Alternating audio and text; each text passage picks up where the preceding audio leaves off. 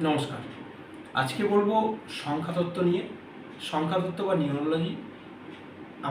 অনেকে আমাকে জানিয়েছে বা অনেকে বলেছে যে নিউরোলজি নিয়ে কিছু বলতে, তাই বলছি। নিউরোলজি বা সংখ্যাতত্ত্ব কি? একটা মানুষের ডেট অফ বার্থ, সেই ডেট অফ বার্থ নিয়ে আলোচনার বিষয় হচ্ছে সংখ্যাতত্ত্ব বা নিউরোলজি। এই সংখ্যাতত্ত্ব বা নিউরোলজিতে নামের সঙ্গে জন্ম মানে ডেট অফ বার্থের সমান ভূমিকা আছে। এবং একটা বিশেষ জিনিস বলে রাখি, এই সংখ্যাতত্ত্ব বা নিউরোলজিতে টাইমের কোনো ফাংশান নাই। কেমন? টাইম এখানে বলা হয় না যে কখন জন্মেছে, সকালে না রাত্রিরে না দুপুরে না বিকালে, এর কোনো ফ্যাক্ট করে না। নিউরোলজি শুধু হচ্ছে ডেট অফ বার্থ, ওকে, এবং নাম। বলি, একটা আলোচনা করি জাস্ট। ধরুন কোনো একটা জাতক আছে, তার ডেট ডেট হচ্ছে 25/2/1992। 25/2/1992 মূলাঙ্ক আর ভাগ্যাঙ্ক। মূলাঙ্ক হচ্ছে জাতকের 25, যেহেতু হচ্ছে 2 + 5 = 7, আর 25/2/1992 টোটাল যোগ করলে, টোটাল যা আসবে টোটালটাকে যোগ করতে হবে। টোটালটা যোগ করে 30 আসছে বা 3। তো এই 3 হচ্ছে জাতকের ভাগ্যাঙ্ক, আর 7 হচ্ছে জাতকের মূলাঙ্ক। এবারে বলি, মূলাঙ্ক আর ভাগ্যাঙ্কের কি কানেকশান। ভাগ্যাঙ্ক হচ্ছে তার ডেস্টিনি মিনস হচ্ছে, ধরুন কোনো একটা জাতক, সে কতবার জন্মাচ্ছে তার কোনো ইয়ত্ত নেই।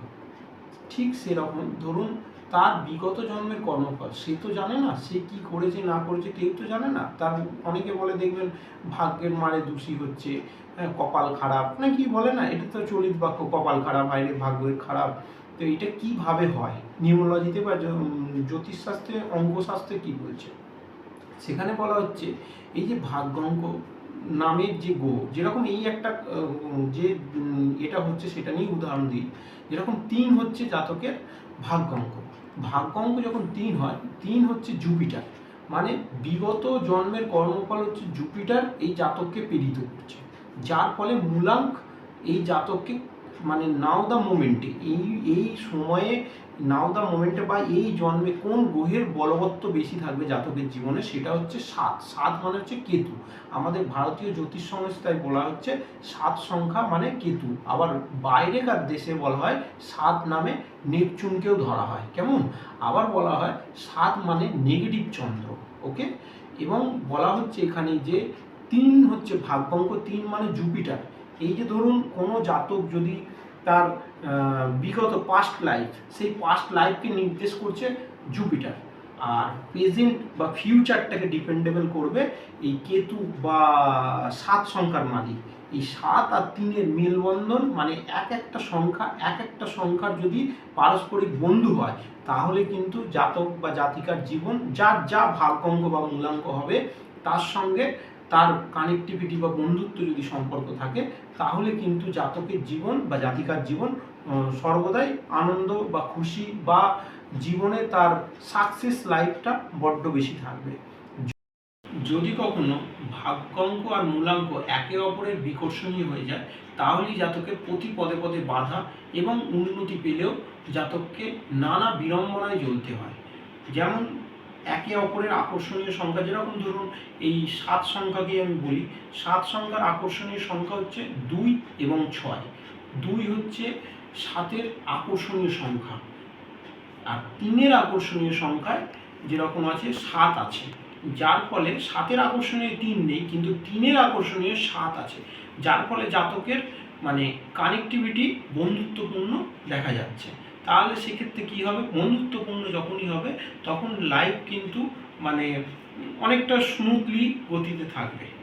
এবং যেহেতু জুপিটার এবং কেতু কানেক্টিভিটি নিয়েছে, দুই গ্রহ, দুই পারস্পরিক গ্রহ, আধ্যাত্মিক কারকতার গ্রহ, তাহলে জাতকের জীবন আধ্যাত্মিকতা জড়াবে। এবং বর্তমানে জাতক কিন্তু আধ্যাত্মিকতা নিয়েই মানে কাজ করে বেড়ায়। কেমন?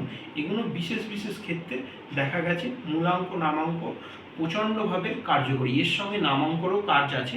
সেই নামাঙ্কটা হয় মূলাঙ্ক থেকে কানেক্টিভিটি করে। কিভাবে? তার নামাঙ্ক এবং নামের আদ্য অক্ষর। যেরকম ধরুন রেল ইঞ্জিন যদি সুস্থ বা সবল হয়, তাহলে বাকি বগিগুলো খুব অনায়াসে যায়, ঠিক আছে।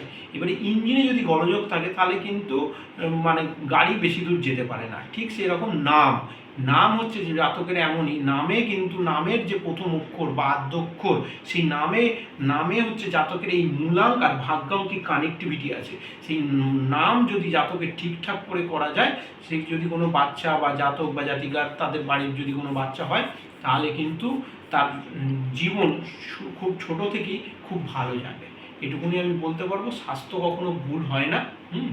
এবং যারা এই জিনিস পালন করে বেড়ায় তাদের কিন্তু মোটামুটি দেখা গেছে ভালোই আসে তাদের লাইফে, এটুকুনি বলবো। পরে আর একদিন ডিটেলস নাম অঙ্ক নিয়ে আলোচনা করব। নমস্কার।